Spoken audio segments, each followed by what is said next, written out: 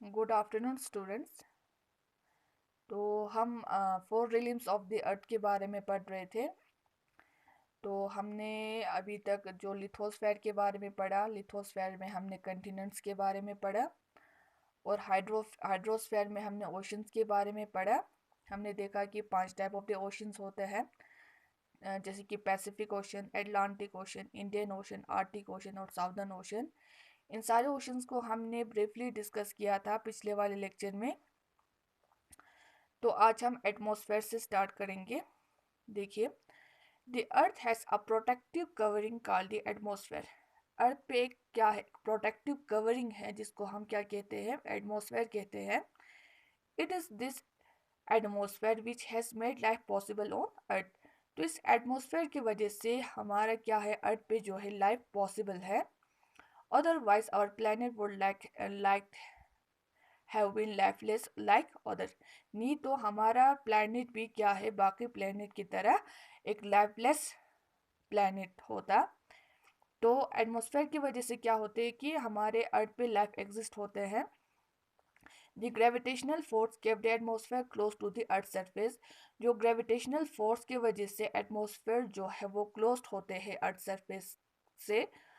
और the atmosphere extended about 1600 kilometre above the surface of the earth। जो हमारे atmosphere जो है वो एक्सटेंड है कहाँ से, हमारे अर्थ से 1600 किलोमीटर above।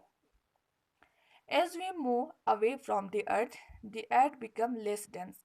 तो हम जो मूव करेंगे, हम अगर मतलब हम अर्थ से काफ़ी मतलब ऊपर की तरफ जाएंगे, तो एयर का जो टेम्परेचर जो है वो लेस होते जाता है।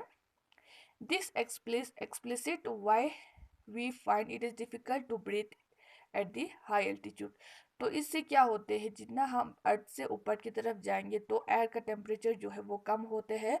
तो इसकी वजह से हमें डिफ़िकल्टीज होते हैं सांस लेने में।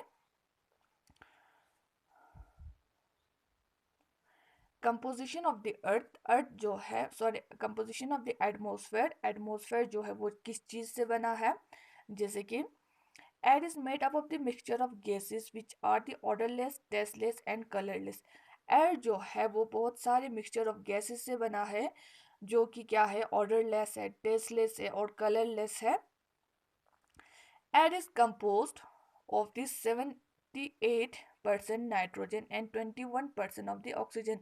हमारे एयर में क्या है, 78% जो है वो ऑक्सीजन नाइट्रोजन है और 21% जो है वो ऑक्सीजन है। And the remaining 1% comprise argon, carbon dioxide and neon is small quantity. और बाकी जो आर्गोन है या कार्बन डाइऑक्साइड है या नियोन है, ये सारी चीज़ जो है वो 1% में 1% होते हैं हमारे एटमॉस्फेयर में। Dust particle, water vapor, smoke and pollen grains are also present in the air, though in a very small quantity। तो हमारे एयर में गैस के अलावा, जो मिक्सचर ऑफ गैसेस के अलावा, बाकी डस्ट पार्टिकल भी होते हैं, वाटर वेपर भी होते हैं, स्मोक भी होते हैं, पोलन ग्रेन्स भी होते हैं इन अ स्मॉल क्वांटिटी में। Above the 800 kilometre hydrogen and helium are in main gases present in air. तो हमारे अर्थ से 800 किलोमीटर एबो, हमारे अर्थ से 800 किलोमीटर पे क्या होते हैं, hydrogen and helium gases present होते हैं हमारे एयर में। तो जो हमारे एयर जो है वो बहुत सारे मिक्सचर ऑफ गैसेस से बना है। वो गैसेस जो है वो ऑर्डरलेस होता है, टेस्टलेस होता है, कलरलेस होते हैं।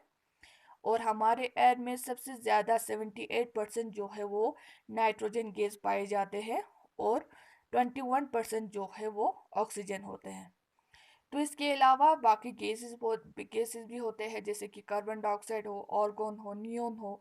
ये सारे चीज़ जो है वो स्मॉल क्वांटिटी में प्रेजेंट होते हैं हमारे एटमॉस्फेयर में। और इसके साथ साथ गैसेस के साथ साथ वहाँ पे हमारे एयर में डस्ट पार्टिकल भी होते हैं, वाटर वेपर भी होते हैं, स्मोक भी होते हैं और पोलन ग्रेन्स भी होते हैं। और हमारे अर्थ से 800 किलोमीटर तक, 800 किलोमीटर पे क्या होते हैं, और हाइड्रोजन गैस और हीलियम गैसेस भी प्रेजेंट होते हैं। Importance of atmosphere. एटमोसफेयर जो है वो क्यों इम्पोर्टेंस है?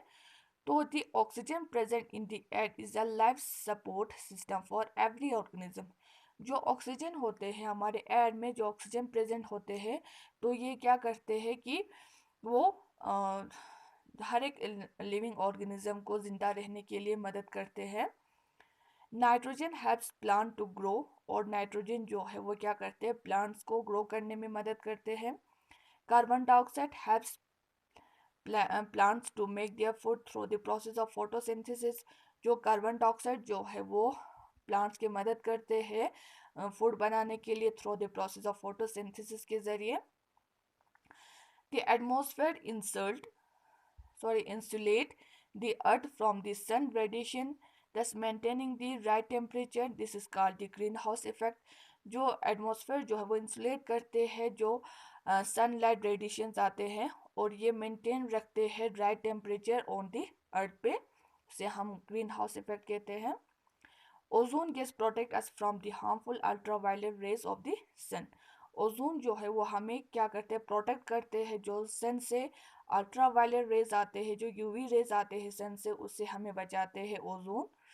और water vapour dust particle causes the weather phenomena. और वाटर वेपर और डस्ट पार्टिकल्स की वजह से क्या होते हैं, हमारे जो अर्थ पे वेदर फिनोमिनन्स होते हैं, बहुत सारे मतलब अलग अलग टाइप के वेदर्स होते हैं, किसकी वजह से, वाटर वेपर एंड पार्टिकल्स की वजह से। और लास्ट है composition of atmosphere change from the place to place and time to time. जो कंपोजिशन ऑफ एटमॉस्फेयर जो है वो चेंज होते रहते हैं time to time and place to place. तो आज का टॉपिक हमारा यही तक था। कल इंशाल्लाह हम लेयर ऑफ द एटमॉस्फेयर को डिस्कस करेंगे। अल्लाह हाफिज़।